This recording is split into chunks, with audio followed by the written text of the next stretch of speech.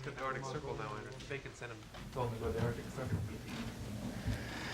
Alan Liotta is well known to some of you as an expert on our efforts to follow up on all the leads about POWs, MIAs in Korea from the Korean War. He's the Deputy Director of the Office of POW MIA Affairs. He has just returned from North Korea, where he was heading the team that was negotiating the details of later trips into North Korea to look for remains of POWs, MIAs. So he's here to talk about that, and he can also take questions about the reports that some of you wrote over the weekend on the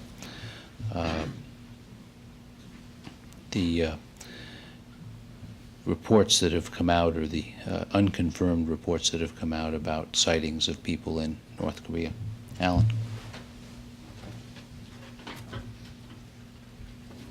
Afternoon, good to see you all again for such a short time.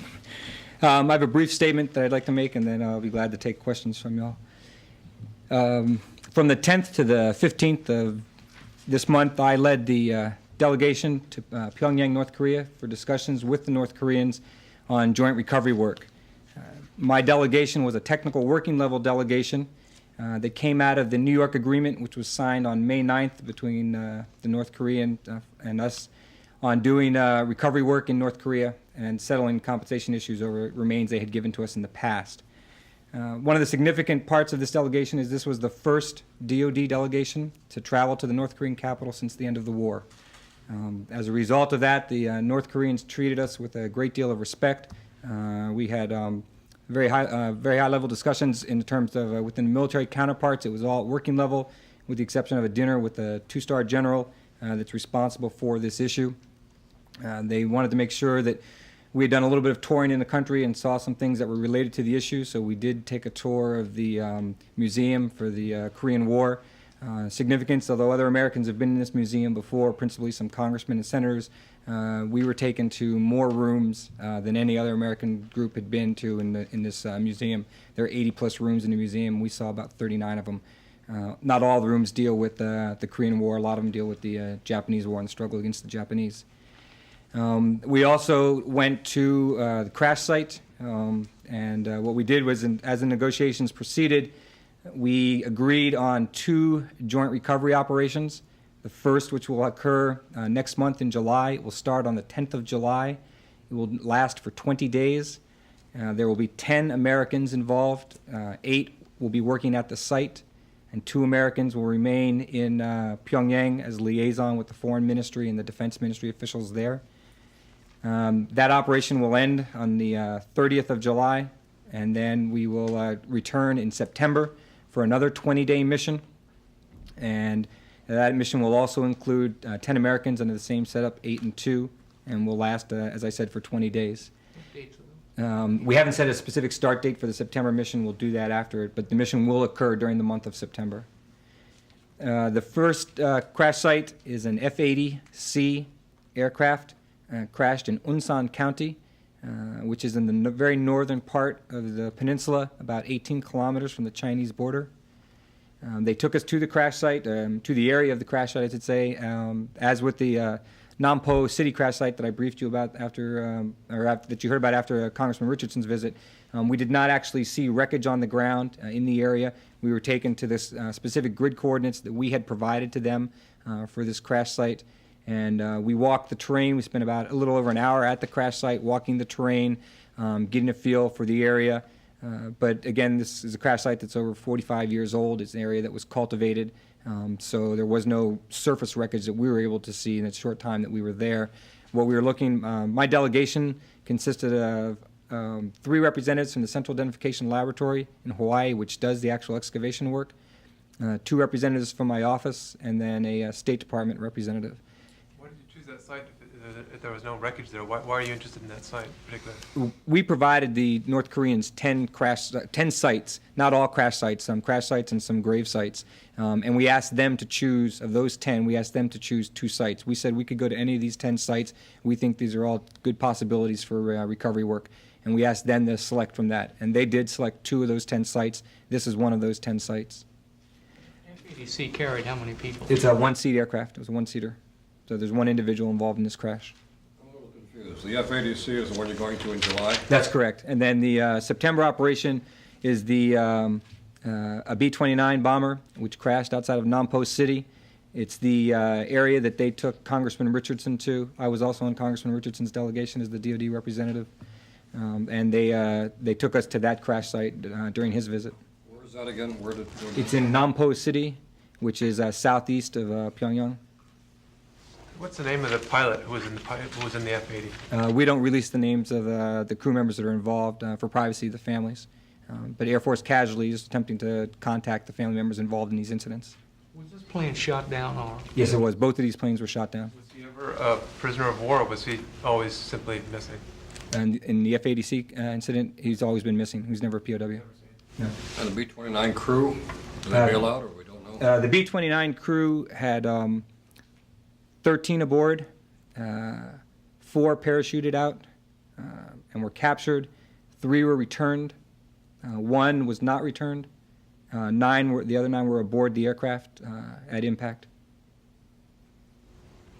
Did you see any wreckage at that site? No, we did not.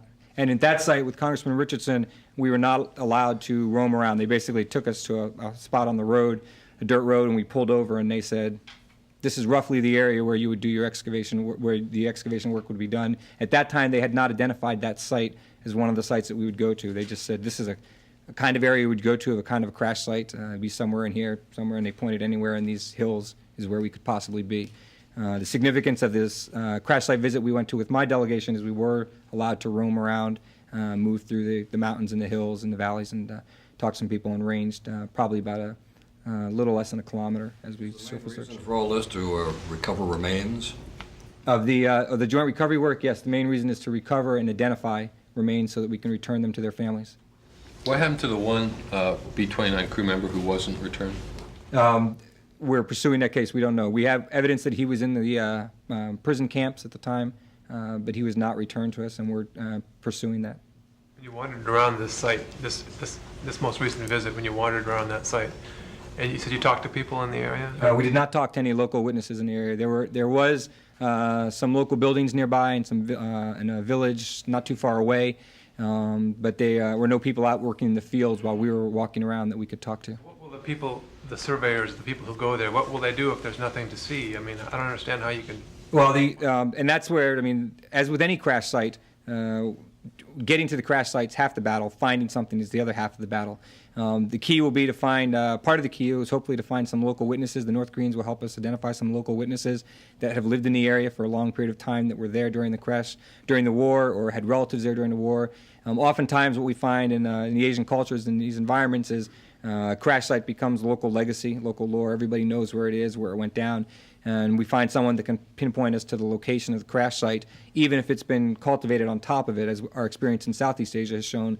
When you dig down 5, 6, 7 feet, you can find a wealth of crash material at that level. So our confidence is that if we can find the specific site, and we dig the specific site, that we will be able to recover remains and crash site-related evidence that will help us account for the pilot. How many, oh, good. Did you want to follow? There's one behind. Did you address at any time the issue of the American defectors that are living in North Korea, or did you address at any time the possibility of other Americans alive being possibly held against their will there? Right. I won't get into the specific official and unofficial discussions we had, but I did raise the issue of live American prisoners of war with my North Korean counterparts. We had also raised it with them in New York, at the time in New York, as an area of interest that we need to pursue, that we have some reporting that we need to get to the bottom of. They were, as they have been in the past with U.S. congressmen and U.S. senators who have raised this issue, non-committal, and they've maintained that they have no Americans being detained against their will in North Korea. How credible is this evidence that there may be 10 to 15 Americans alive in North Korea? We have a variety of reporting, largely hearsay reporting, about these kinds of, about Americans, and the number ranges broadly to roughly somewhere between 10 and 15 are the most frequent kinds of reports that we hear. And that's what we're trying to determine, is exactly how credible are these reports, if we can corroborate this information, and then if we can corroborate it, to what action needs to be taken after that. To date, we have not been able to corroborate any of this information, and we have not been able to determine with any degree of sufficiency the credibility of this information. Press on this at all? I mean, you say they're non-committal. Is this within the area of your agenda? Do you have any leverage at all? Do you intend to try? Oh, absolutely, we intend to press on this, and it is specifically within my office's purview to follow up on this, and we absolutely intend to follow up on this with the North Koreans. The Pentagon report that we saw on Friday referred to very compelling reports. Would you use a different adjective in describing this evidence? As I've seen it, the report that you're referring to, and it's been written up in the newspapers, I think overplayed the impact of that internal report. What that report was is an internal working document that an analyst drafted to draw out some of the what-if scenarios, the questions about some of the reportings, to focus some attention on it, to ask the questions that an analyst should rightfully ask about what else do we need to follow up on here, where else do we have to go for leads, what other actions should we take to try and corroborate this information. And so that report, that internal working report, was designed for that purpose, to raise those kinds of questions in our office amongst our analysts so that they could put some analytic thought behind it and figure out where do we go next in an effort to try and corroborate some of this information. It does say DPMO concludes that there are these two different groups. I mean, does DPMO conclude that or not? I mean, that's what the report says. No, DPMO does not. That is not an official conclusion of the organization. It was the analyst's internal. It was an internal document that he had written and try and put his thoughts down. So he misrepresented. Did he misrepresent what the facts are then? No, I don't think he misrepresented what an organizational conclusion. He considers himself part of the organization. I think it was just a mixed pronoun in terms of he was citing the organization when he's citing his own personal views. But because he considers himself part of the organization, he used the organization rather than himself. There's also I mean, the analysts typically write. They don't write this analyst thinks this or that. Not necessarily. So. There's also reference in the report, a variety of, as Jamie was saying, a variety of additional sighting reports have been received, culminating in a recent flurry, last 60 days, of very compelling reports. What very compelling reports did you receive earlier this year? We did not receive a series of very compelling reports in this year.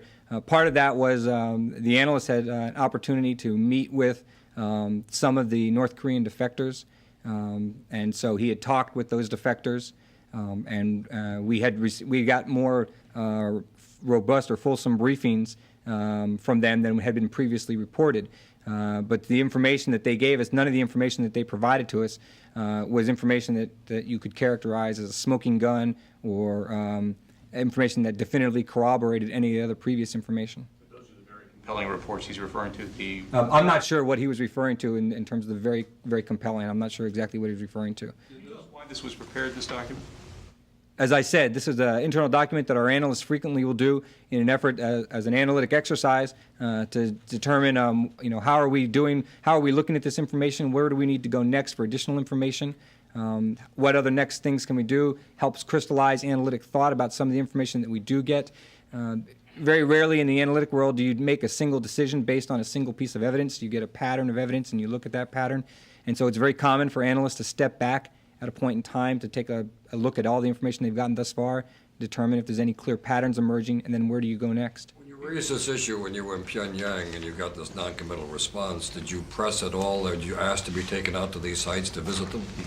To visit with the POWs? No, I mean to visit with the, no, we did not, because they steadfastly maintained that there are none. Yeah, but they said, I don't mean to quibble here, but they said to you, no Americans are being held against their will, quote unquote, right? Correct. Did you at all think about following up to ask, can I just go talk to the Americans, even if they're not being held against their will? We have asked to talk to the American defectors from the 1960s, and it's being treated as a consular issue to try and gain access to them so that we can perhaps facilitate contact with their families. And because it's being treated as a consular issue, it's being handled by the Department of State, not by DoD. But that request has been made of the North Koreans. Well, just to clarify, I thought you said the analyst who wrote this report was able to talk to some of these defectors. Did I misunderstand? He was able to talk to defectors who have come out of North Korea, Korean defectors, not American defectors. Perhaps that's a misunderstanding.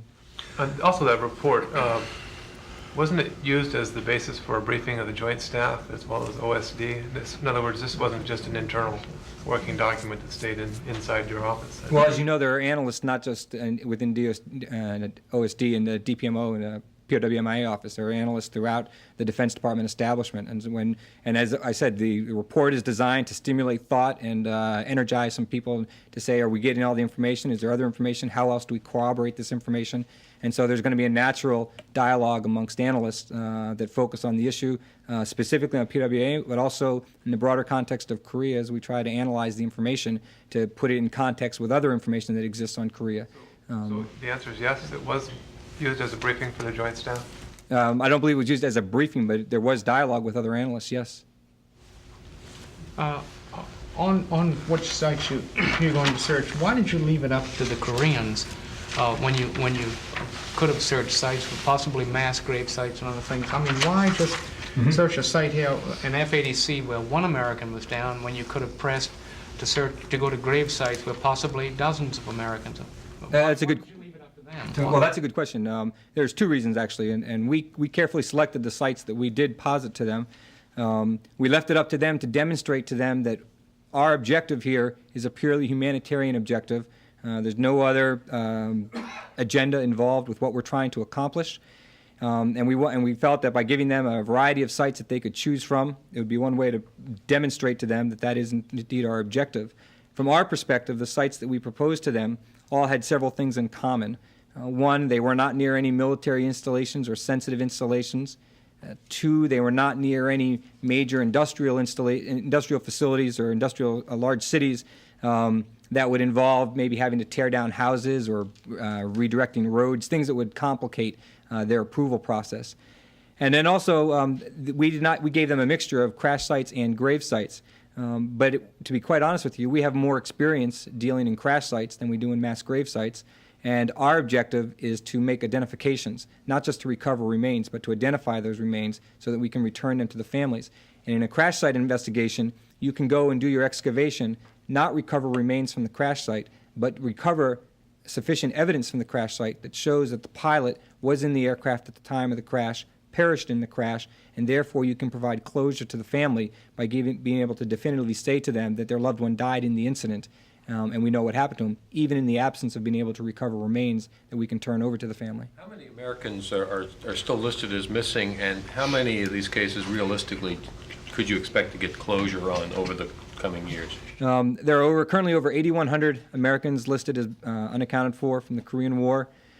I said at the last press conference that I gave after the New York agreement, we would hope, our expectation is that we could recover perhaps about half of those, 3,000 to 4,000. But that estimation really is going to be geared by our experience on the ground. If we get to some of these crash sites and we discover that the 45 plus years is making it very difficult to retrieve crash site evidence or remains, that number could drop rapidly. And the same, and once we get into mass grave sites, if we find that we're not having any luck within the mass grave sites, the number would drop even faster. As you moved around in North Korea, even though your movement was limited, we hear reports, of course, that people are starving and everything else. Can you give us your just general impressions of what you saw in the countryside and the people in the city of Pyongyang, and just how does it look now? Sure. What I'd characterize these are my general observations. I mean, I wasn't there looking at the food situation, doing any sort of assessment. The World Food Program and others are there doing that. But I can tell you that in the drive from Pyongyang out to the crash site, which is about a 4.5-hour drive, we did go through a number of villages and small towns. The corn cribs were empty. Grain silos were empty. The crops that we saw generally I would characterize as stunted or underdeveloped. There we saw a lot of flood damage. Almost all the bridges on the roads which we traveled were washed out, and we did a lot of having to drive the cars through the rivers themselves. On the fields that you could see from the roads, you could see a lot of silt and other leftover damage from the floods. I'm not a farmer, so I can't say the effect that would be on there, but what struck me was corn, which I would expect this time of season to be knee-high or better, was ankle-high. Yes? Go ahead, Jeff. No. Back to the analyst's report for just one question. Could you give us an example of the sort of evidence you're talking about which the author found compelling or riveting or whatever, and which you are saying is is very tentative and, not hard and so on. Yeah, I don't want to be trying to juxtapose against the author's view. The author's, I mean, his intent was to generate, some thought and stimulation within the analytic community of our office, and that's what he's done. That's what his report's designed to do. That's what we pay him to do. But the kinds of reporting that he gets is frequently there's an individual who sees some Caucasians or Caucasian-looking people, doesn't have an opportunity to talk with them, so he asks another person, do you know who those people are? Do you know why they're here? And the other person says, I've heard they're Americans. I've heard, and the other key for us is there seems to be some loose interchangeability between the words defectors, deserters, and POWs. And we don't know whether there's a loose interchangeability in how they use it, whether it's simply a status symbol, or whether they attach significant distinction to those words as we attach significant distinction to the words. Evidence on that level you're So talking that's about. correct. You and your office have, just so we put this in clear context, you and your office have reason to believe that there are, whatever number, 10 to 15 you use, or whatever number, that there are Americans still in North Korea, either defectors, they're against their will, prisoners of war. In other words, aside from the report that we're just talking about, aside from anything else, as you go through your daily work and your investigation, you have reason to believe that there are people that's still there. You talked about over 8,000 missing and accounted for, but, a specific number, if you can, of people. Well, we know that there are Americans living in North Korea because we know of the defectors from the 1960s. And that's one of the complicating factors. When you get reports about this, we don't know if these reports are referring to Americans whom we know are there or if they're referring to someone else. That's why we have to go through this corroborative process to try and determine the veracity of the reporting which we get. We proceed on the assumption when we get these reports, every report needs to be investigated. We need to make a determination about these reports. We need to corroborate the information about the report, and we proceed along that basis. We don't rule any report out simply because they say, well, it's not possible that someone could have survived 40-plus years in captivity since the end of the war. We do not dismiss a report on that basis. We investigate every report to try and make an analytic determination on the veracity and the credibility of the information that's there, and based on the analytic conclusion that's reached at that point, additional steps could be taken. Found so far? I mean, what are your conclusions if you've investigated all these reports, and we assume you've investigated many, many? Yes, the conclusions are we have no conclusive proof that there are Americans being held against their will in North Korea. What about What's in what's it? your opinion on that? Do you think it's possible? My personal opinion is guided by what I see as in my professional capacities, and I have no information that shows to me or indicates to me definitively that there are Americans living against their will or being detained against their will in North Korea. What's in it for the North Koreans? Why now? And what's the significance of being the first military delegation to visit since the end of the war? I believe that they have made the internal political decision to cooperate with us on this humanitarian issue. I think the reason is because part of the agreed framework, which dictates on the development of bilateral relations between our two countries, clearly says that one of the 5 areas they have to cooperate on is POW-MIA. They know it's extremely important to the United States Congress. Congressman Richardson's raised it with them, as has Senator Smith and several others during trips there. And when they've had delegations here that have been to Capitol Hill, they've heard the same story.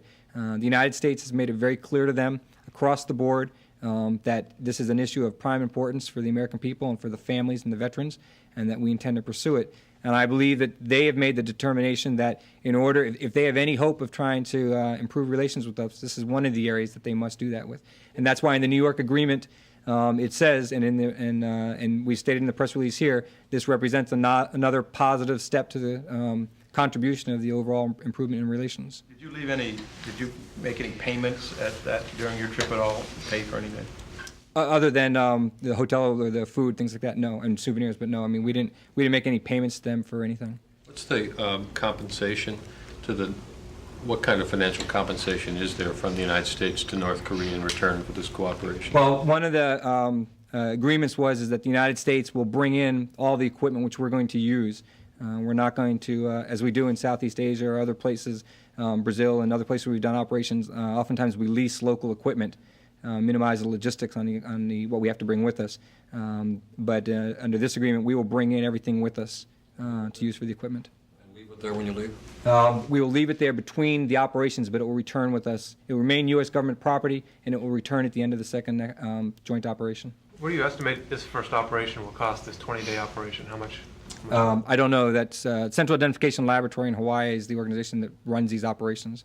I don't know what it would cost us. One other question, if I could. You mentioned earlier that the government, U.S. government, wants to talk to these deserters, American deserters who were there. Have the North Koreans indicated they would allow you to do that, allow the State Department to do that? They have not yet. They've not said either way? They've not responded to the State Department request. They acknowledge that these deserters exist. To my knowledge, they have not yet acknowledged that they exist. If there's any sort of evidence that Americans are being held against their will in North Korea, is this the moment to go ahead with these other forms of cooperation with them? I think that's a hypothetical question I really can't tackle. We need to make that determination first based on the evidence that we have.